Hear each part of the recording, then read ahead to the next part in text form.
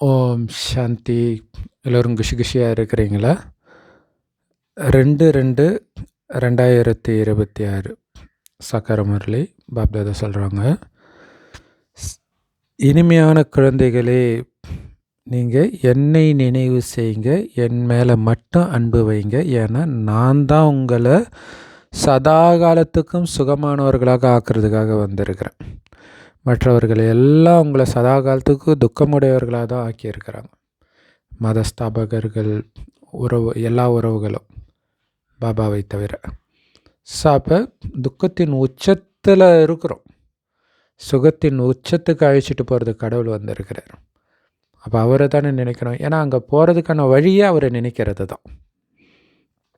கேள்வி, எந்த குழந்தைங்க கிட்ட ரொம்ப அலட்சியம் இருக்குதோ, கேர்லெஸ்ஸாக இருக்கிறாங்களோ, அவங்க வாயிலிருந்து தானாக ஒரு வார்த்தை வெளிவரும். அது என்ன தெரியுமா? அதிர்ஷ்டத்தில் என்ன இருக்குதோ அது கிடைக்கட்டும் விடு அப்படின்னு பாபா ஞானத்தை எடுக்கிறதுல, முரளி படிக்கணும் பாபா நினைக்க, அதான் பாபா சொல்லிட்டார்ல ஏற்கனவே நிச்சயிக்கப்பட்டிருக்கணும், அது வந்தால் அது போதும் அப்படி சொல்லிடுறாங்க. அப்போ என்ன அர்த்தம்? அலட்சியமாக இருக்கிறாங்க. கவனம் கொடுக்குறவங்க அப்படி சொல்லுவாங்கள, ஒரு கிளாஸில் ஜஸ்ட்டு பாஸ் ஆனால் போதும்னு நினைக்கிறவன் பெருசாக கவலைப்பட மாட்டான், எது வந்தால் என்னட்டு. ஆனால் நல்லா படிக்கிற பையனுக்கு ஃபஸ்ட்டு வரணும் அந்த லட்சியம் இருந்துக்கிட்டே இருக்கும்.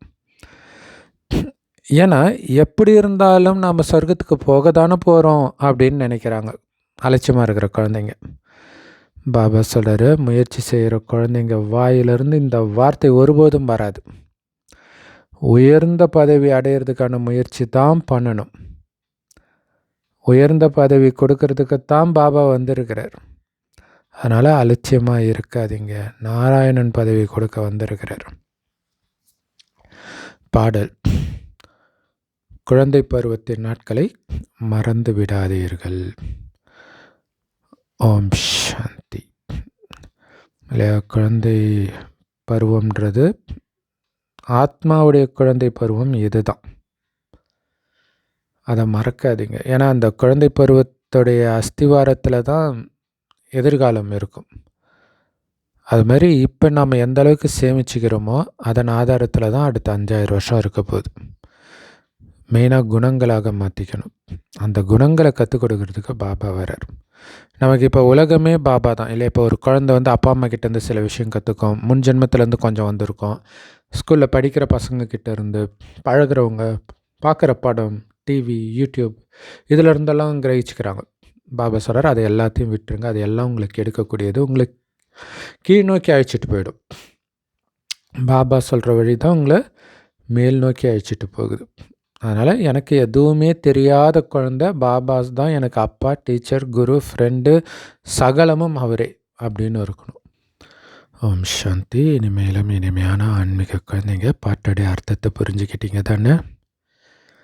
இப்போ உயிரோடு இருந்துக்கிட்டே எல்லையற்ற தந்தையுடையவராக இருக்கிறீங்க. ஜென்ரலாக பக்தியில் என்ன சொன்னாங்க? செத்தா கடவுள்கிட்ட போயிடுவாங்கன்னுவாங்க. ஆனால் உயிரோடு இருந்துக்கிட்டே இறந்த நிலையில் இருக்கிறது தான் கடவுளுடையவராக ஆகிறது. முழு கல்பத்திலும் ஏதோ ஒரு எல்லைக்குட்பட்ட தந்தையுடைய குழந்தையாக தான் இருந்தீங்க. ஆனால் இப்போ மட்டும்தான் எல்லையற்ற தந்தையுடைய குழந்தையாக இருக்கிறீங்க. இந்த பாக்கியம் முழு கல்பமும் கிடைக்குமா? யாருக்கு உலகமே மகிமை பாடுதோ அவருடையவராகி மகிமைக்குரியவராக நாமளும் ஆகிறோம். இன்றைக்கி பாருங்கள், தைப்பூசம், முருகனுக்கு அவ்வளோ மகிமை பாடுறாங்க. அப்படி மகிமைக்குரியவராக நம்மளை பாபா மாற்றி இருக்கிறார். எல்லையற்ற தந்தைக்கிட்ட இருந்து நாம் எல்லையற்ற ஆஸ்தி அடைஞ்சிட்டு இருக்கிறோம். ஸோ அந்த எல்லையற்ற தந்தைக்கிட்ட இருந்து எல்லையற்ற ஆஸ்தி அடையிறோம் 5000 வருஷத்துக்கு. ஸோ அப்போ எல்லையற்ற ஆஸ்தி கிடைக்கணும் அப்படின்னா பாபா கையை ஒருபொழுதும் விடக்கூடாது. விட்டிங்கன்னா ஆஸ்தி காலி. ஸோ இதை நீங்கள் மற்றவங்களுக்கு புரிய வைக்க தான் செய்கிறீங்க. இருந்தாலும் கொஞ்சம் கூட யாரும் திருப்தி அடைய மாட்டுறாங்க. கடவுள் வந்திருக்கிறாரு, சொர்க்கத்தை கொடுக்குறாருன்னா எவ்வளோ சந்தோஷமாகணும். ஆனால் அவங்களுக்கு அதெல்லாம் சந்தோஷமாக இல்லை. இப்போ எனக்கு காசு கிடைக்குமா, இப்போ ஏதாவது கிடைக்குமா, சாமியார் நான் கொடுக்குறேன்றோம், அதனால் அவங்க பின்னாடி போயிடுறாங்க. மனிதர்கள் செல்வத்தை விரும்புகிறாங்க. ஏன்னா செல்வம் இல்லாமல் சுகம் இருக்காது. செல்வமும் வேணும், அமைதியும் வேணும், அதை அனுபவிக்க நோயில்லாத உடம்பும் வேணும். இந்த மூணும் சொர்க்கத்தில் தான் இருக்கும். இங்கே எப்படி இருக்கும்? இது துக்கதாமம். ஸோ இன்றைக்கி ஒன்றும் கிடையாது, நாளைக்கு தான் எல்லாம் வரப்போகுது சொர்க்கத்தில். அதுக்காக தான் உலகழிவு உங்கள் எதிரிலே இருக்குது. உங்களை தவிர வேறு யாருடைய புத்தியிலும் இது கிடையாது. ஸோ விநாசம் காத்துக்கிட்டு இருக்குது அப்படின்னு நீங்கள் புரிஞ்சிக்கிறீங்க. இருந்தாலும் என்ன செய்யணும்னு புரிஞ்சிக்க மாட்டீங்க இல்லையா? பாபா குழந்தைங்க எல்லாருக்கும் தெரியும் உலகம் அழிய போகுதுன்ட்டு. ஆனால் அதுக்கு என்ன பண்ணணும்? தயார் பண்ணணும். இந்த உடம்புல இருந்துக்கிட்டே ஆத்மாவை சார்ஜ் பண்ணிக்கணும், ஒரு வினாடி விடாமல். அதை பண்ண மாட்டீங்க. ஸோ எப்போ வேணாலும் யுத்தம் ஸ்டார்ட் ஆகும்னு நமக்கு தெரியும். சின்ன தீப்பொறி பட்டால் போதும், பெரிய வெடி சத்தமாகிறதுக்கு நேரம் எடுக்காது இல்லை? ஒரு சின்ன சின்ன பிரச்சனைக்கெல்லாம் யுத்தம் இல்லை? உக்ரைனில் எப்படி யுத்தம் ஸ்டார்ட் ஆச்சு, ஏன் ஸ்டார்ட் ஆச்சுன்னே தெரியல, வந்துடுச்சு. ஸ்லைட்டாக ஒரு எண்ணம், ஒரு பயம் வந்துடுச்சுன்னா யுத்தம் ஸ்டார்ட்டு. இல்லை ஈரானில் அது மாதிரி சண்டை போட்டுன்னு இருக்கிறாங்க. எல்லாமே அப்படி தான் நடக்குது. இந்த பழைய உலகம் ஆல்ரெடி நம்மளை பொறுத்த வரைக்கும் முடிஞ்சிடுச்சு. அதனால் இன்னும் கொஞ்ச நேரத்தில் புது உலகம் வரப்போகுது. ரெண்டுத்துக்கும் நடுவில் இருக்கிறோம். எவ்வளவு முடியுமோ அவ்வளவு சீக்கிரமாக பாபா கிட்டேருந்து முழு ஆஸ்தி அடையணும், சீக்கிரமாக அடையணும். ஒரு வினாடியும் கோடி மடங்கு வருமானம் ஆகிட்டு இருக்குது நினைச்சிங்கன்னா. நினைக்கலன்னா கோடி மடங்கு நஷ்டமாகுதுன்னு புரிஞ்சுக்கணும். ஸோ அதனால் சொர்க்கத்தில் உங்களுக்கு எல்லாம் கிடைக்கிறது மட்டும் கிடையாது, நிரந்தரமாக பாபாவை நினைக்க இப்போவே பயங்கர மகிழ்ச்சியாக இருப்பீங்க. ஏன்னா பாபா நினைக்கலன்னா இங்கே இருக்கிற விஷயத்தை தான் நினைப்பீங்க. இங்கே இருக்கிற விஷயம் எல்லாமே உங்களுக்கு துக்கத்தை கொடுக்கும். தற்காலிக சந்தோஷத்தை கொடுத்துட்டு துக்கம். குழந்தைங்க பாருங்களா, ஃபோனை நோண்டிக்கிட்டே இருக்காங்க, ஃபோனை பிடுங்குங்களாம், கத்துவாங்க. சரிடா, எவ்வளோ நேரம் வேணாலும் ஆகட்டும். நீங்கள் எவ்வளோ நேரம் கழிச்சு பிடுங்கினாலும் அவங்க கற்று தான் செய்வாங்க. அப்போ என்ன, அவங்களுக்கு திருப்தியே இருக்காது. எல்லா விஷயமும் அப்படி தான். ஆனால் பாபாவை நினைக்க மட்டும்தான் சந்தோஷம் கிடைக்கும். தேக அபிமானத்தில் வர்றதுனால தந்தையை மறந்து தேக உணர்வின் சுகத்தை தேடி போய் கடைசியில் துக்கம்தான் அடைகிறீங்க.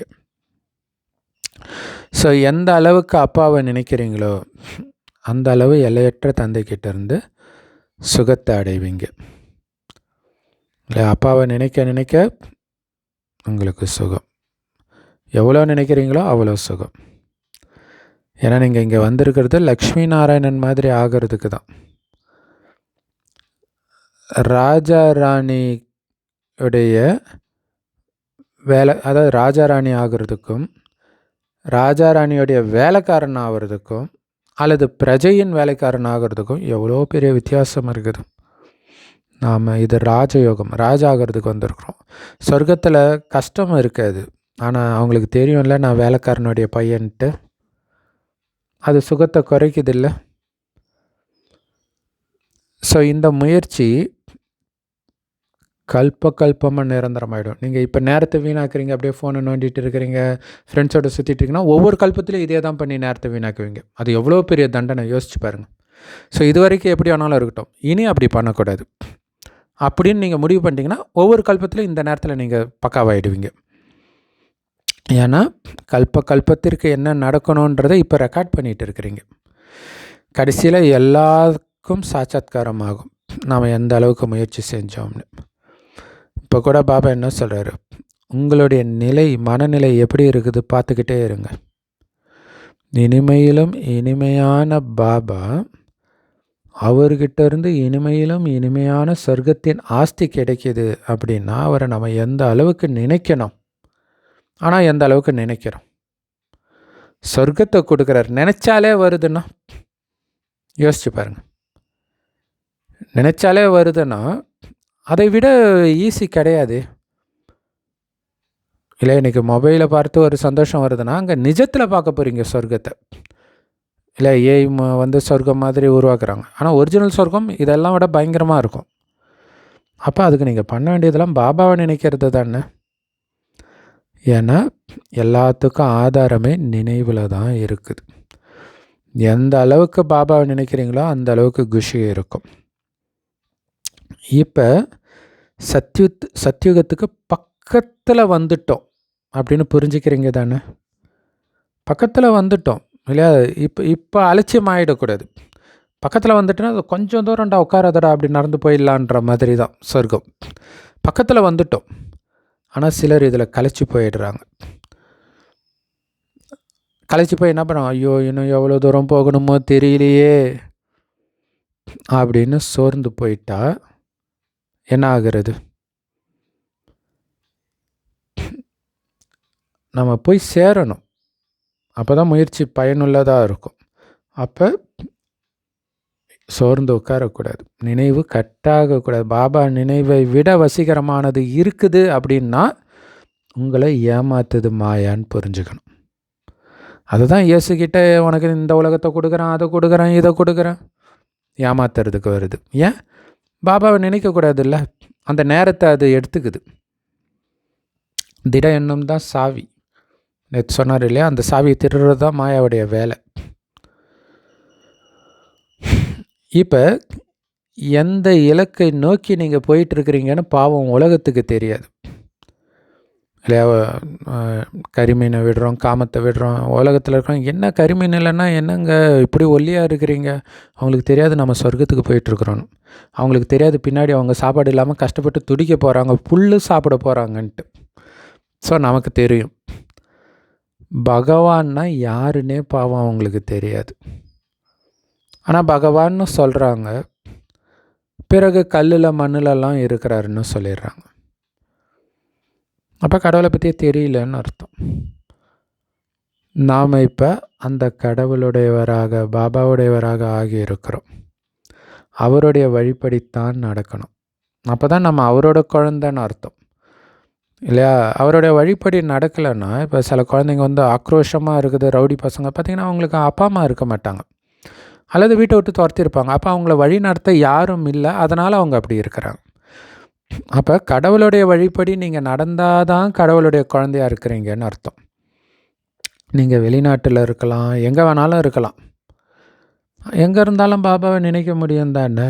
நினைக்க தானே சொல்கிறாரு. முக்கியமான ஸ்ரீமத்தை அது தானே. ஏன்னா நினைவு இல்லாமல் உங்கள் ஆத்மா அழுக்கிலிருந்து தூய்மையாக ஆகாது. தமோ பிரதானத்திலேருந்து சதோ பிரதானம் ஆக முடியாது. பாபா நாங்கள் உங்ககிட்டேருந்து முழு ஆஸ்தியை அடைவோம் பாபா அப்படின்னு நீங்கள் சொல்கிறீங்க இல்லையா. எப்படி மம்மா பாபா உங்களை நினச்சி ஆஸ்தியை ஃபுல்லாக அடைஞ்சாங்களோ அதேமாரி நாங்களும் முயற்சி செஞ்சு அவங்களுடைய சிம்மாசனத்தில் நாங்களும் உட்காருவோம் பாபா அப்படின்னு நீங்கள் சொல்லணும். அதே உங்களுக்குள்ளே பேசிக்கிட்டே இருக்கணும் எப்போவுமே. அப்போ தான் இந்த கலியுகத்தில் நம்மக்கிட்ட இருக்கிற எல்லாமே அபகரிச்சிடுவாங்க. யார் மூலமாவது, இயற்கை கூட இருக்கிறவங்க, அரசாங்கம், அது வலிக்காது. ஏன், ஆல்ரெடி உங்களுடைய புத்தியெல்லாம் சொர்க்கத்தில் இருக்குது. மம்மா பாபா எப்படி ராஜேஸ்வரி ஆனாங்க, அப்போ அவங்களோட குழந்தைங்க நாங்கன்னா நாங்களும் அப்படி ஆகும் தானே. எல்லாருக்கும் பரீட்சை ஒன்று தானே, பாடம் ஒன்றுனா பரீட்சையும் ஒன்று தான். பாஸ் ஆகுறீங்களா ஃபெயில் ஆகுறீங்களா அதை வச்சு தான் உங்களுடைய பதவி. உங்களுக்கு எவ்வளோ ஈஸியாக பாபா கற்றுக் கொடுக்குறாரு. சும்மா பாபாவை நினச்சா போதும், வேறு எதுவும் பண்ண சொல்லலை. அந்த ஸ்கூலில் எவ்வளோ ஹோம்ஒர்க்கு, எவ்வளோ படிக்கிறோம், எவ்வளோ டெஸ்ட்டு, இங்கே எதுவும் கிடையாது. பாபாவை நினைக்கணும். இதுதான் சகஜ ராஜயோகத்துடைய பலம்னு சொல்லப்படுது. யோக பலம். யோகத்தின் மூலமாக தான் ஆத்மாவுக்கு பலம் கிடைக்கிது. நாம் ஏதாவது பாவம் செஞ்சோன்னா அதிகமாக தண்டனை அடைவோம், பதவி கீழானதாக ஆயிடும் அப்படின்னு புரிஞ்சுக்கிறாங்க. ஸோ நினைவில் தான் மாயா தடை ஏற்படுத்துது. நினைக்க விடாமல் ஏதாவது பண்ணிகிட்டு இருக்கோம். ஸோ நினைவு இல்லைனாலே கண்டிப்பாக பாவம் செய்ய ஆரம்பிச்சிடுவீங்க. அதனால தான் நினைவை கட் பண்ணுது மாயா. சத்குருவுக்கு நிந்தனை செய்கிறவங்க உயர்ந்த பதவியை அடைய முடியாதுன்னு சொல்லுவாங்க இல்லையா? ஸோ ஹடயோகிகளும் அதை அப்படியே ஃபாலோ பண்ணுறாங்க, குருவுக்கு நிந்தனை செய்யக்கூடாதுன்ட்டு. ஆனால் நிராகாரரை பற்றி யாருக்குமே தெரியாது. பக்தர்களுக்கு பகவான் தான் பலன் கொடுப்பாருன்னு பாடுறாங்க.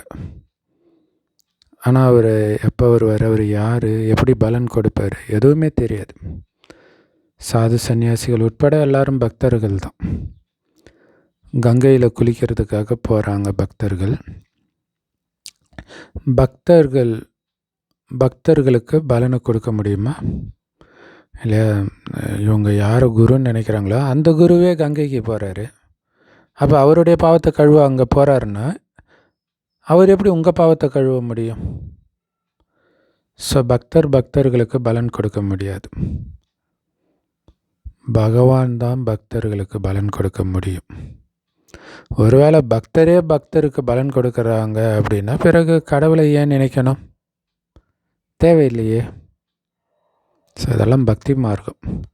எல்லாரும் பக்தர்கள். எல்லா பக்தர்களுக்கும் பலனை கொடுப்பது ஒரு பகவான். ஸோ அதிகமாக பக்தி செய்கிறவங்க கம்மியாக பக்தி செய்கிறவங்களுக்கு பலன் கொடுப்பாங்கன்னெலாம் கிடையாது. அப்படி தானே புரிஞ்சுக்கிறாங்க. குருமார்கள் பின்னாடி போகிறாங்கன்னா அவங்க அதிக பக்தி பண்ணுறாங்க, நமக்கும் சேர்த்து பக்தி பண்ணுறாங்க, அப்படி புரிஞ்சுக்கிறாங்க. பக்தினா பக்தி தான். ஸோ படைப்பு இன்னொரு படைப்புக்கு எப்படி பலன் கொடுக்க முடியும்? ஆஸ்தி படைப்பவர்கிட்ட இருந்து தான் கிடைக்கும். இப்போ எல்லாருமே பக்தர்களாகத்தான் இருக்கிறாங்க.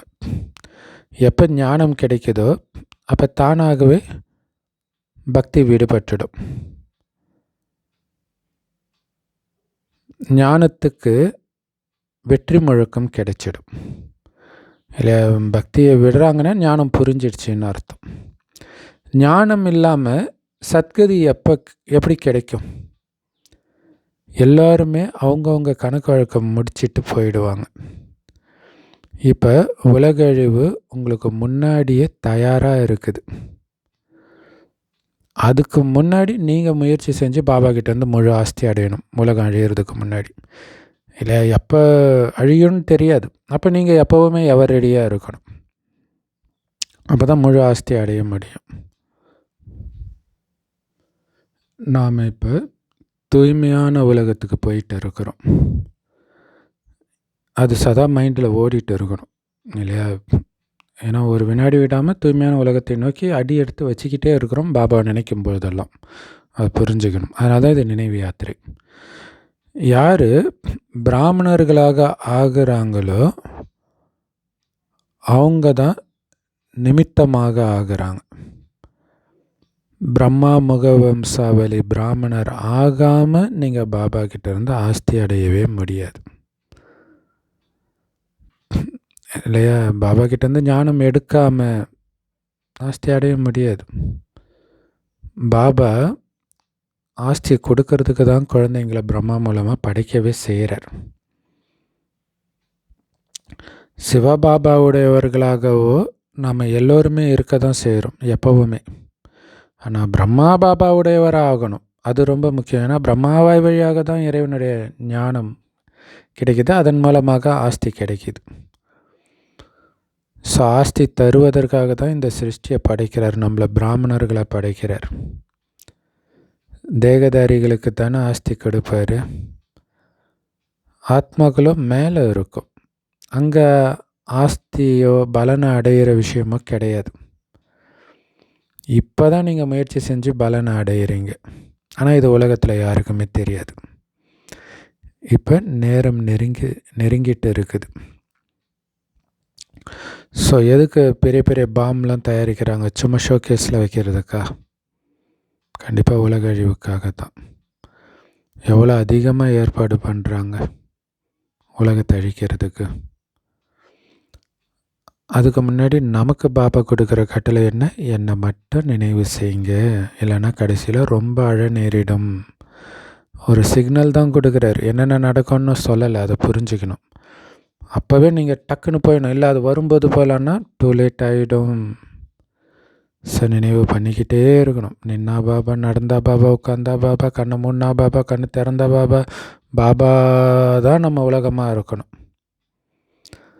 ஸோ அரசு தேர்வில் யாராவது ஃபெயில் ஆகிட்டாங்க அப்படின்னா அவங்க முகத்தை காட்டாமல் வெக்கப்பட்டு போய் மறைச்சிக்குவாங்க, அல்லது கோபப்பட்டு முகத்தை காட்டாமல் மறைஞ்சிக்குவாங்க. இங்கே கோபத்தின் விஷயமெல்லாம் கிடையாது இல்லையா? கடைசியில் உங்களுக்கு சாட்சாத்காரம் அதிகம் கிடைக்கும். அதேமாதிரி எலெக்ஷனில் தோக்குறாங்க அப்படின்னா மக்கள் என்னை ஏமாற்றிட்டாங்கன்னு கோபத்தில் போய் அதுக்கப்புறம் வெளியிலே வரமாட்டாங்க. அது மக்கள் கையில் இருக்குது, இது மக்கள் கையில் இல்லை, உங்கள் கையில் இருக்குது. அதனால தான் சொல்கிறார், இதில் கோபப்படுறதுக்கு யார் மேலே கோபப்படுவீங்க? நீங்கள் தானே முயற்சி பண்ணியிருக்கணும். கடைசியில் நிறைய சாட்சாத்காரம் கிடைக்கும். நான் என்னவாலாம் ஆக போகிறோன்னு தெரிஞ்சிடும். பாபாவுடைய வேலை இப்போ உங்களை முயற்சி செய்ய வைக்கிறது. நிச்சய புத்தியோடு முயற்சி பண்ண வேண்டியது உங்களுடைய கடமை. பாபா, நாங்கள் காரியம் செய்யும்போது உங்களை நினைக்க மறந்துடணும் பாபான்னு குழந்தைங்க சொல்கிறாங்க.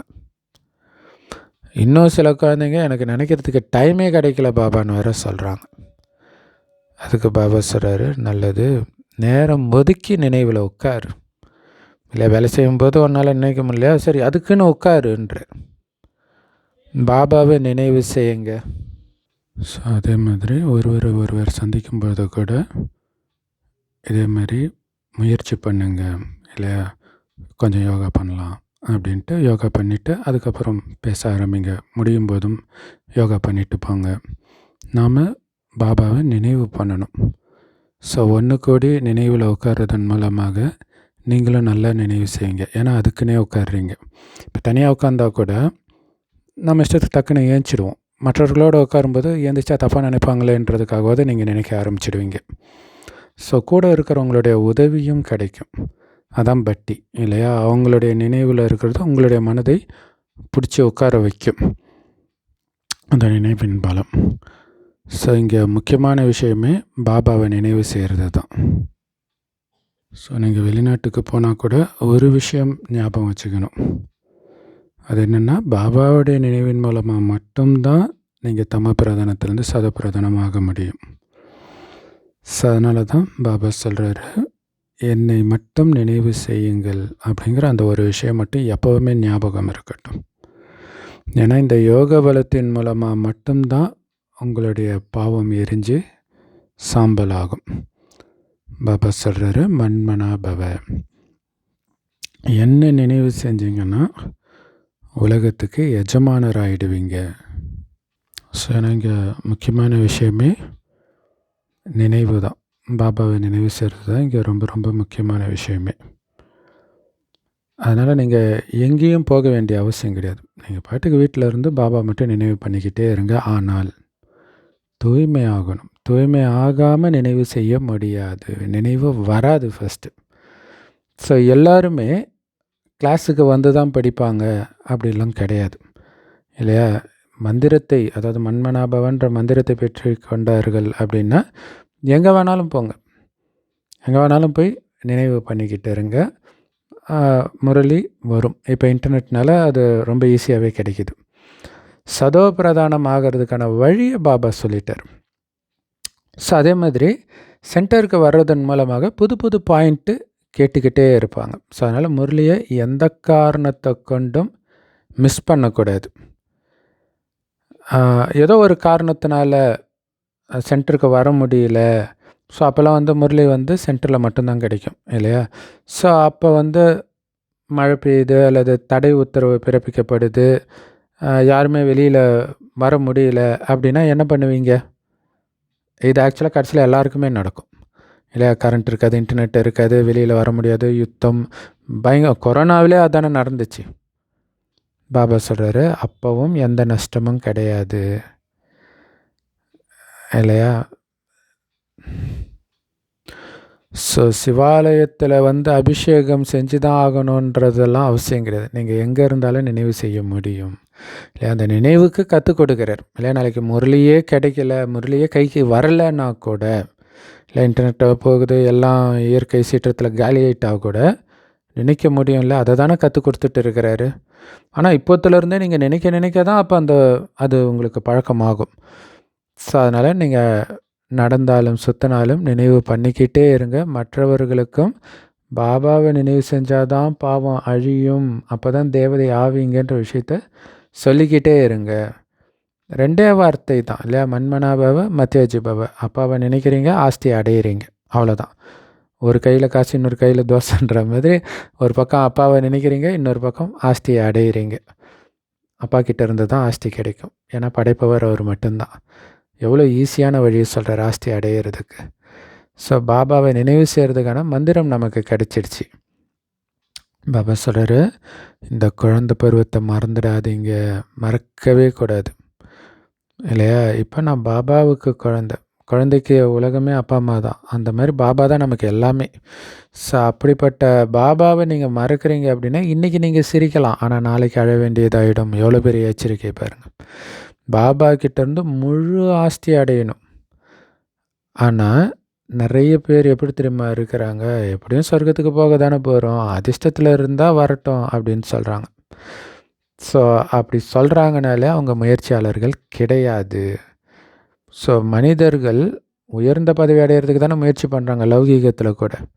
இப்போ பாபா கிட்டேருந்து உயர்ந்த பதவி கிடைக்குதுன்னா ஏன் கவனக்குறைவாக இருக்கணும்? ரொம்ப ஈஸியாக நம்ம உயர்ந்த பதவி அடைய முடியும்னும்போது ஏன் அலட்சியமாக இருக்கணும்? ஏன்னா இங்கே பண்ண வேண்டியது வெறும் நினைவு தான். ஏன் கவனக்குறைவாக இருக்கணும்? ஸ்கூலில் படிக்கலைன்னா படித்தவங்க முன்னாடி போய் தலை வணங்கி நிற்க வேண்டியதாகிடும். ஸோ அதேமாதிரி பாபாவை முழுசாக நினைவு செய்யலை அப்படின்னா சத்தியுகத்தில் அல்லது நீங்கள் எங்கே சத்தியுகமோ திரேதாயுகமோ எங்கே வரீங்களோ அங்கே பிரஜையிலையும் வேலைக்காரனாக ஆகிடுவீங்க. ஸோ இதில் குஷி ஆகிடக்கூடாது. எதுக்கு பாபா முன்னாடி வரீங்க? புத்துணர்வு அடைகிறதுக்கு தான் வரீங்க, இல்லை ஊக்க உற்சாகம் பெறுவதற்கு தான் வரீங்க. ஸோ பந்தனத்தில் இருக்கிற தாய்மார்கள் நிறைய பேர் இருக்கிறாங்க, பாபாவே சந்திக்க முடியாமல் இருந்தாலும் ஒன்றும் நஷ்டம் கிடையாதுன்றார்.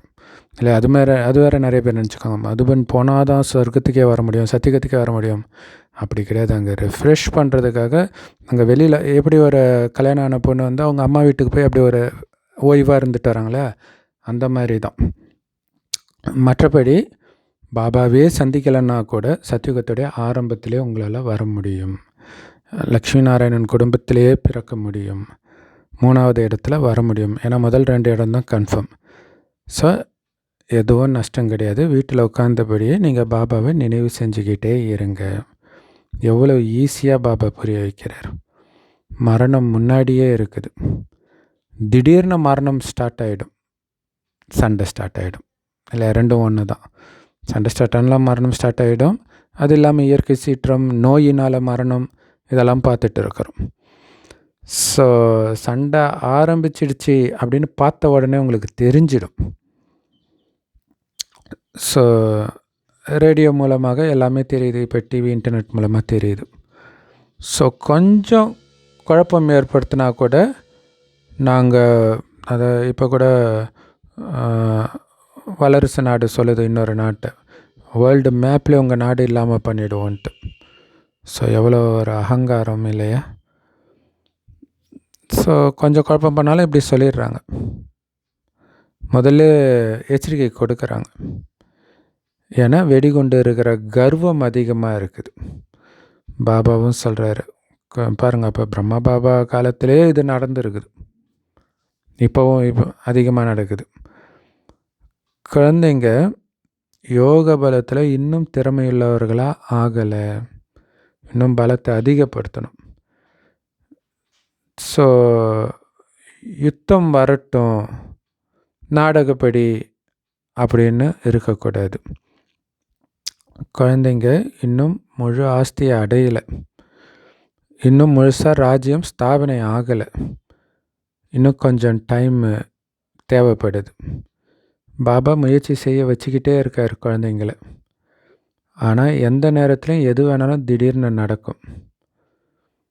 ஸோ ஏரோப்ளேன் வெடித்து செதறுது, ட்ரெயினில் அது மாதிரி விபத்து வருது, இல்லையா? அப்போவே நடந்திருக்கு போல இருக்கு. இப்போ அதிகமாகவே நடக்குது. ஸோ மரணம் எவ்வளோ சர்வசாதாரணமாக ஏற்படுது பாருங்கள், இல்லையா? அது இப்போ ஒரு அகமதாபாத்தில் பிளேன் கிராஷ் ஆச்சு. அதில் 4 பாபா குழந்தைங்க இருந்திருக்கிறாங்க. ஏன் அவங்கள காப்பாற்றலை அப்படின்னு நிறைய பாபா குழந்தைங்க கேட்குறாங்க. அவ்வளோ எப்படி வேணாலும் மரணம் வருதுன்னா நம்ம எந்த அளவுக்கு அலர்ட்டாக இருக்கணுன்றது தானே நம்ம யோசிக்கணும். ஏன்னா பாபா கொடுக்குற ஞானம் எல்லாமே எதிர்காலத்துக்கு, இப்போதைக்கு கிடையாது. அதை புரிஞ்சுக்கணும்.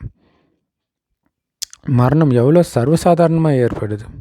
அதுக்கு தான் சொல்கிறார், அவரே சொல்கிறார், ஏரோப்ளேன் கிராஷு, ட்ரெயின் கிராஷ்லாம் நடக்குதில்ல, எப்போ வேணாலும் வரும்னு அவரே தான் சொல்கிறாரு. பூமி அதிர்ந்துக்கிட்டே இருக்குது. இப்போ இயற்கை சீற்றம் வரும்போது பாபா குழந்தைங்க மட்டும் அதில் தப்பிச்சிடுவாங்களா என்ன? அதுவும் இருக்குது இல்லையா? அதுக்கு முன்னாடி நம்ம சரீரத்தை விடணும். அதுதான் டேலண்ட்டு. அந்த சின்னாபின்னமாக சிக்காமல் இப்போ ஏரோப்ளேனில் போனதில் ஒரு ஆத்மா வச்ச பக்காவாக இருந்திருந்தால் அதுக்கு முன்னாடியே ஆத்மா உடலை விட்டு போயிருக்கும். இன்னொன்று ஃப்ளைட் கிளாஷில் என்ன நடக்குதுன்னே தெரியாது. ஒரு செகண்டில் எல்லாமே முடிஞ்சிடும். அப்பயும் அவங்க துக்கத்தை அனுபவிக்க போகிறதில்ல. ஆனால் பாபா ஞானம் இல்லாமல் முயற்சி கிடைச்சும் முயற்சி சரியாக பண்ணலை அப்படின்னா இங்கே சுற்றும்போது துக்கம். சுத்தாமல் டக்குன்னு மேலே போயிட்டால் துக்கம் கிடையாது. வேறு எந்த சிந்தனையும் இல்லாமல் டக்குன்னு மைண்டை வந்து பாபா கிட்ட செலுத்தணும். அதுக்கு தான் ட்ரைனிங்.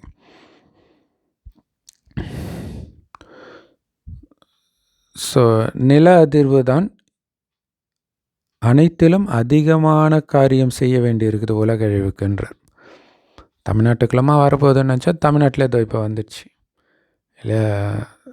திருநெல்வேலி, சிவகங்கை, ராஜபாளையம் அங்கெல்லாம் முந்தானேத்து நிலநடுக்கம் வந்தது. நிலம் அசைந்தால் கட்டடங்கள் முழுச கீழே விழுந்துடும் இல்லை? இப்போ எல்லாம் மாடி கட்டிடமாக தான் இருக்கிறாங்க. அதாவது இதுக்கு முன்னாடிலாம் ஓட்டு வீடு, கூரை வீடெல்லாம் இருந்துச்சு. அதிலெல்லாம் தப்பிக்கிறதுக்கு நிறையா வாய்ப்பு இருக்குது. ஆனால் ஒட்டனை வீடு விழுந்தால் எங்கே தப்பிக்கிறது இல்லையா?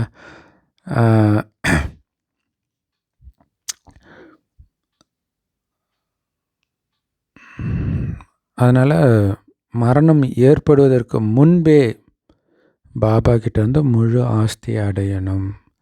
மரணம் ஏற்படாது பாபா சொல்லலை, அதுக்கு முன்னாடி ஆஸ்தி அடைங்கன்னு சொல்கிறார். அதை புரிஞ்சுக்கணும். அதனால் ரொம்ப அன்பாக பாபாவை நினைக்கணும். பாபா உங்களை தவிர எனக்கு வேறு யாரும் கிடையாது அப்படிங்கிற அளவுக்கு நினைவு இருக்கணும். அவரை தவிர யாருமே இல்லைன்னா அவர் மட்டும்தானே நினைவு இருக்கும். அப்போ இந்த உலகமே நம்மளை பொறுத்த வரைக்கும் அழிஞ்சிடுச்சு. பாபா மட்டும்தான் இந்த பக்கம் லெஃப்ட்டு ரைட்டு எல்லாம் மேலே கீழே எல்லா இடத்துலையும் பாபா தான் தெரியணும். அந்த அளவுக்கு பாபா நினைவு இருக்கணும். பாபாவை மட்டுமே நினைவு பண்ணிக்கிட்டே இருங்கன்ற.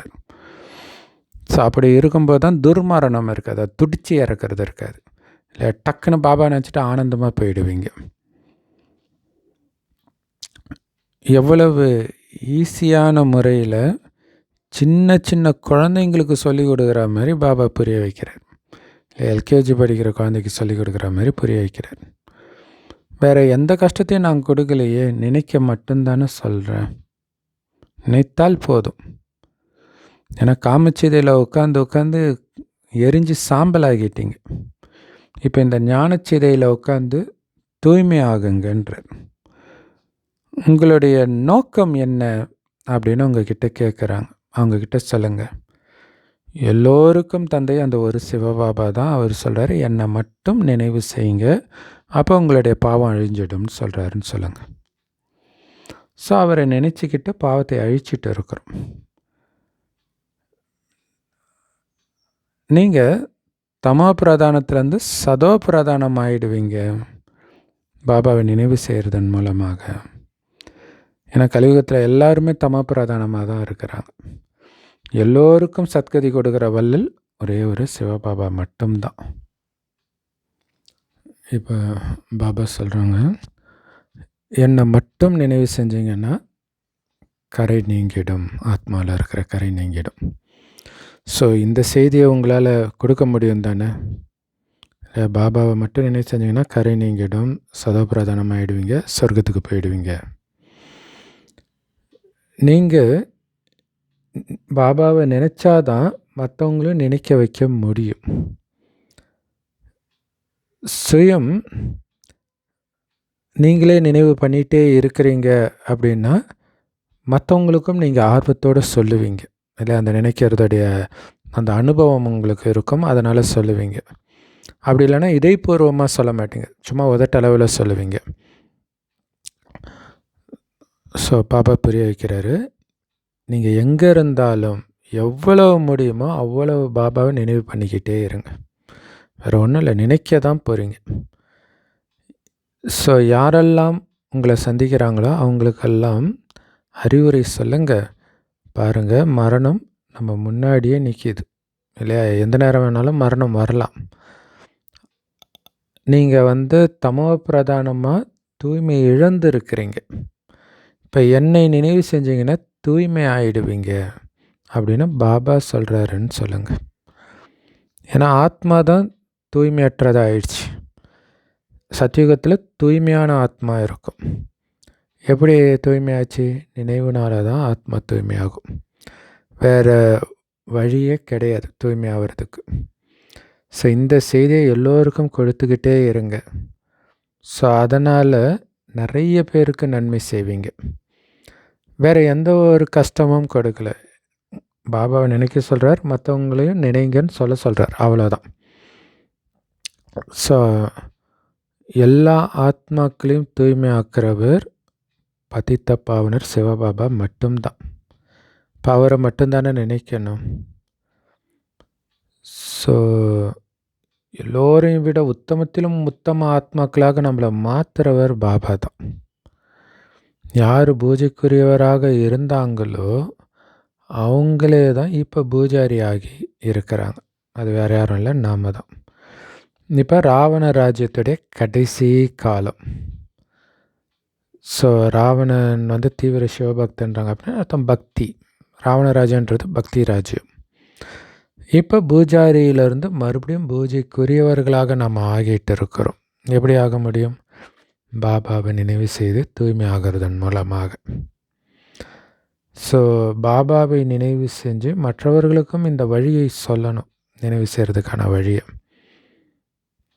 நினைவில் இருந்து சொல்லணும்.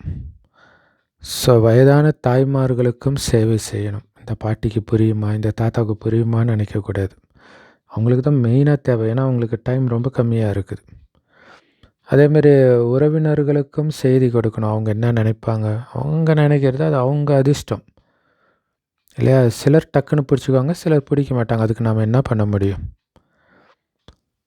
ஸோ பலவிதமான சத்சங்கம் நடக்குது, பலவிதமான கோயில்கள் இருக்குது.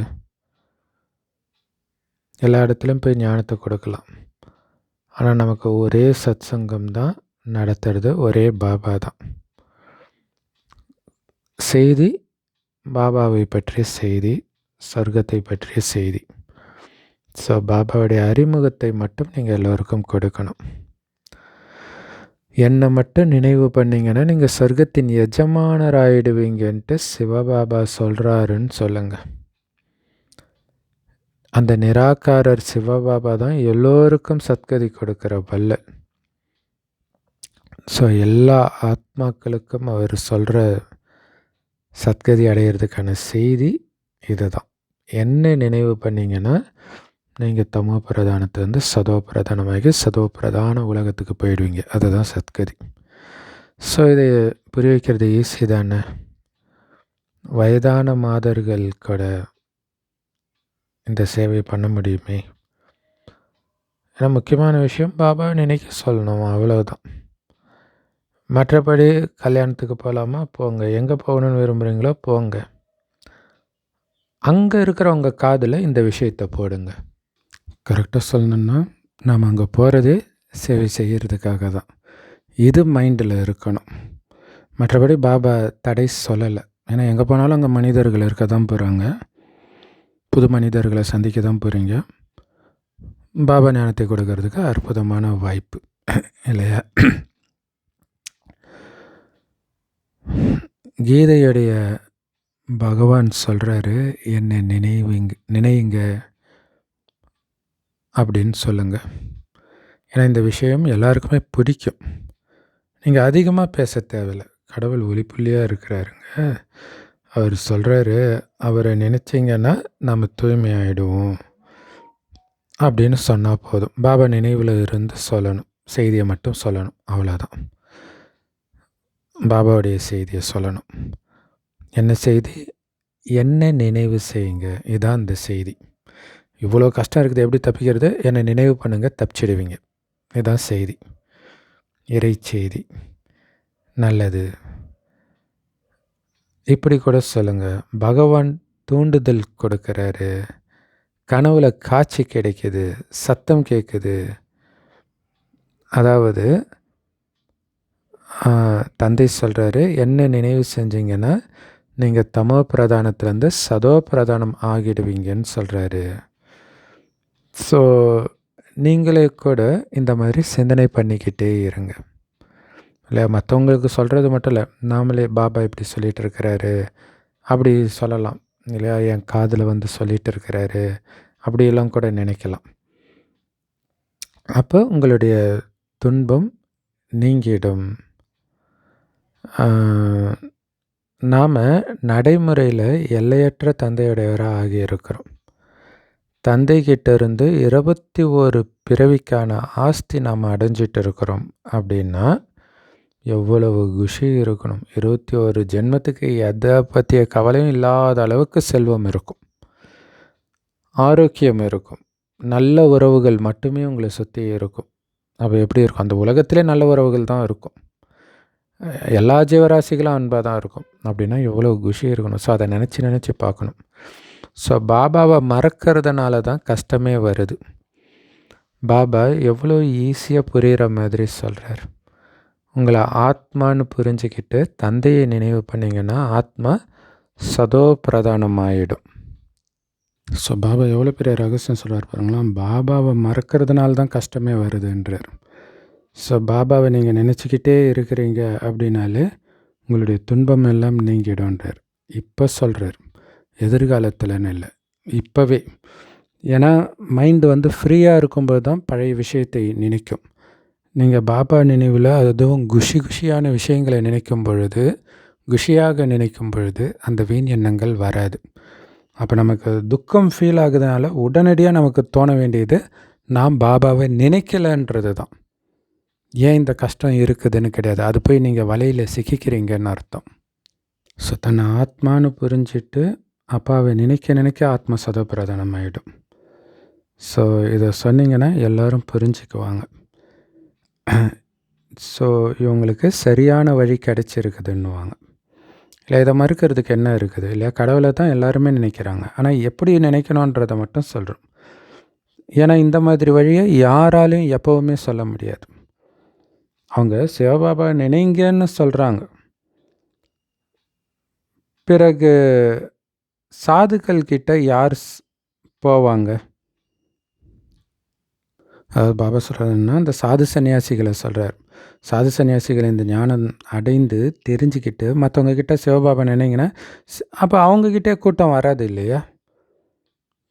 ஸோ நேரம் வந்து அந்த மாதிரி டைம் வரப்போகுது. வீட்டிலருந்து யாரும் வெளியிலே வர முடியாது. பாபாவை நினச்சே சரீரத்தை விட்டுடுவீங்க.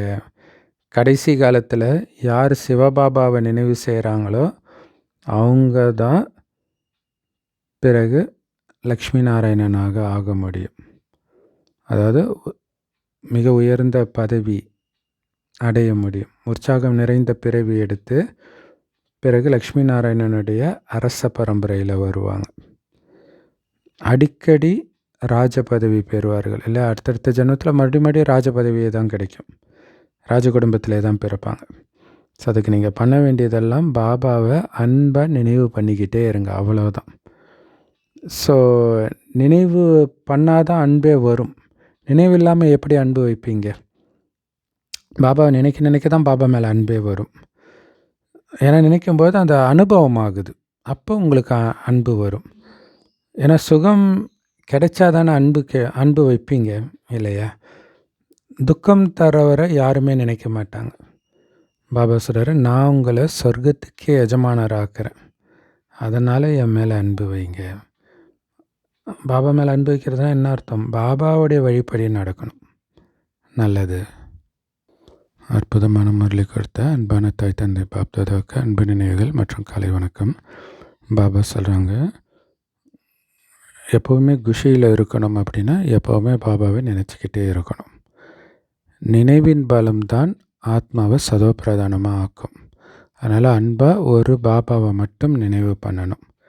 உயர்ந்த பதவி அடையணுன்னா பாபா கொடுக்குற அந்த படிப்பு மேலே முழு கவனம் செலுத்தணும். அதிர்ஷ்டத்தில் என்ன இருக்குதோ அது கிடைக்கட்டும்னு முயற்சி பண்ணாமல் இருக்கக்கூடாது. ஸோ அலட்சியத்தை விட்டுட்டு முழு ஆஸ்திக்கு அதிகாரி ஆகணும். வரதானம், எல்லைக்குட்பட்ட பொறுப்புகளை எல்லாம் எல்லைக்கு அப்பாற்பட்டவையாக மாற்றிட்டீங்க அப்படின்னா நினைவின் சொரூபம் ஆகிடுவீங்க, மோகத்தை வென்றவராவீங்க. அதுக்கு விளக்கம், மோகத்தை வெல்லணும், அதாவது பற்றை நீக்கணும் அப்படின்னா உங்களுடைய நினைவின் சொரூபத்தை மட்டும் மாற்றிக்கணும். எப்படி?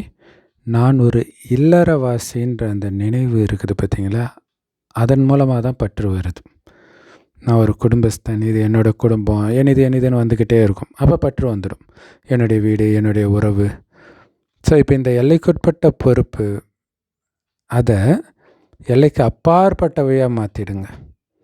இல்லை, உலகமே ஒரு குடும்பம், எல்லாமே என்னுடைய சகோதரர்கள், அத்தனை பேரையும் காப்பாற்ற வேண்டியது என்னுடைய பொறுப்பு. யார் சகோதரர்கள்? ஆத்மா சகோதரர்கள். ஆத்மாவை காப்பாற்ற போகிறோம் கலியுகத்தில் இருந்து. இதுக்கு ஒரு பைசா செலவு பண்ண தேவையில்லை.